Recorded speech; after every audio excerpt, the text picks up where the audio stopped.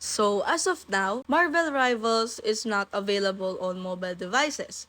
The game is currently in development and has only been officially announced for PC via Steam with closed alpha and beta tests planned for that platform. So why is it not available on mobile? So Marvel Rivals has a high-end team-based PvP shooter similar to Overwatch and requiring a precise controls. It has a high frame rates and a strong hardware performance, features that are currently best supported on PC and consoles rather than mobile devices. So basically, Marvel Rivals is an established itself as one of today's most popular competitive games, but with regular updates and new content, the game continues to attract more players to its growing community. So, Marvel Rivals is only available on Steam and Epic Games via PC, but you could also use or play Marvel Rivals on Xbox Series and PS5 as well.